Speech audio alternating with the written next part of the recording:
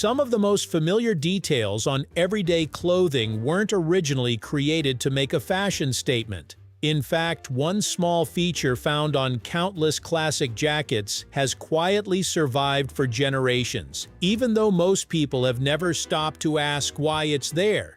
It has become associated with professors, country gentlemen, and timeless style, but its story began long before it became a fashion icon. Like many everyday objects, its original purpose had nothing to do with appearance and everything to do with solving a practical problem. So what is the purpose of the elbow patch on tweed jackets? And why has it remained a recognizable part of classic clothing for well over a century? Let's find out the reason, right here, on History of Simple Things.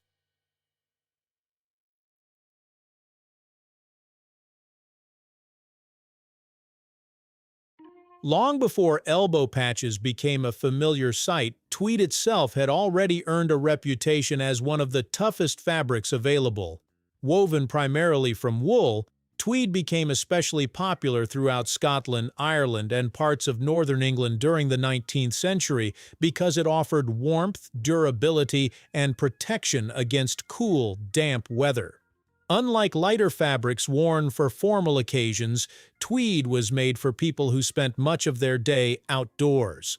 Farmers, shepherds, hunters, gamekeepers, estate workers, and landowners all depended on sturdy clothing that could withstand harsh conditions. It wasn't designed to impress people at social gatherings. It was designed to perform reliably in the countryside, season after season. Living and working outdoors placed constant demands on clothing that people today rarely experience. Walking across uneven terrain, climbing over stone walls, kneeling on rough ground, carrying equipment, or pushing through thick brush all created friction that gradually wore garments down. One area suffered more than almost any other: the elbows. Every bend of the arm stretched the fabric, while repeated contact with rocks, fences, tree trunks, and even the ground slowly thinned the wool. Since quality tweed jackets represented a significant investment, replacing them every few years simply wasn't practical. People needed a way to make their jackets last longer without sacrificing comfort or mobility, leading to a solution that was remarkably simple but incredibly effective.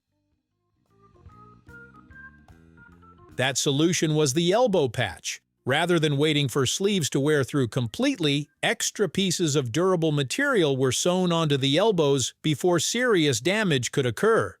Leather and suede eventually became the most recognizable choices because they resisted abrasion extremely well, although some jackets used additional layers of heavy cloth instead.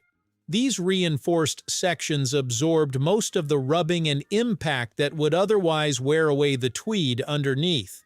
If the patch eventually became damaged, replacing it was far easier and less expensive than repairing or replacing an entire sleeve.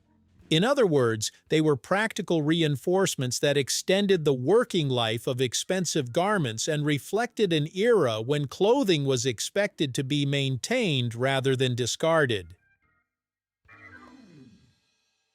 As lifestyles changed during the 20th century, tweed gradually made the transition from outdoor workwear to everyday city clothing. Wealthy landowners had long worn tweed for hunting and country pursuits, but eventually the fabric found its way into universities, offices, and professional settings.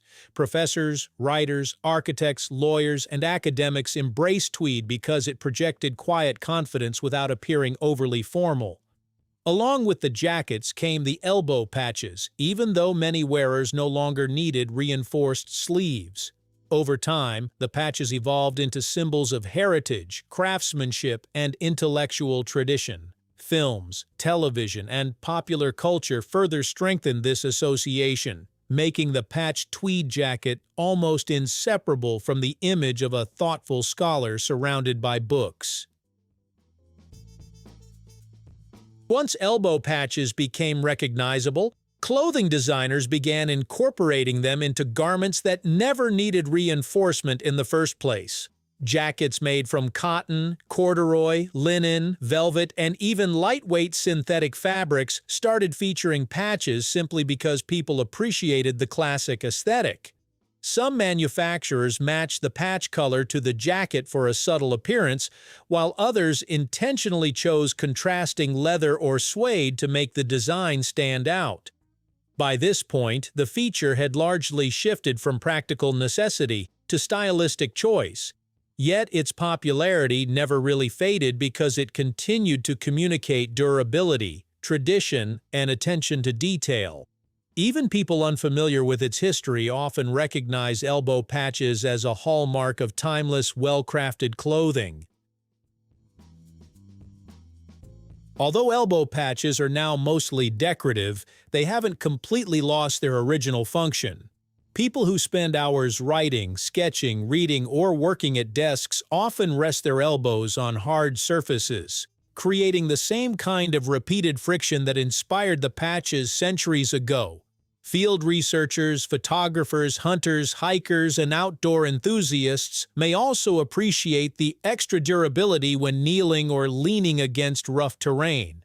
However, for the average person, elbow patches now represent something beyond simple protection.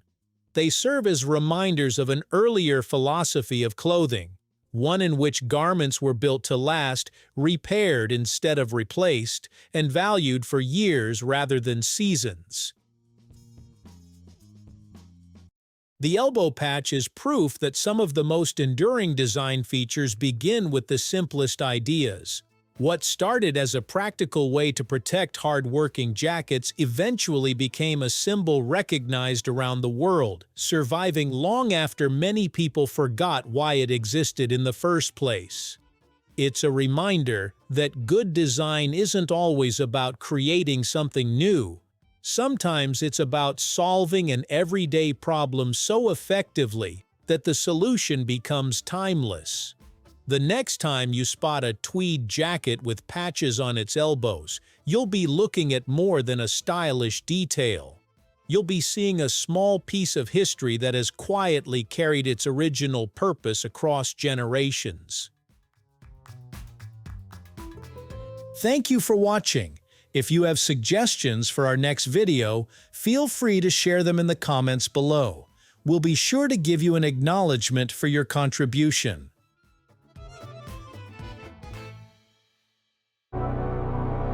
Thank you for joining us on this journey through the history of simple things. Don't forget to like, subscribe, and stay tuned for more stories woven through the smallest details.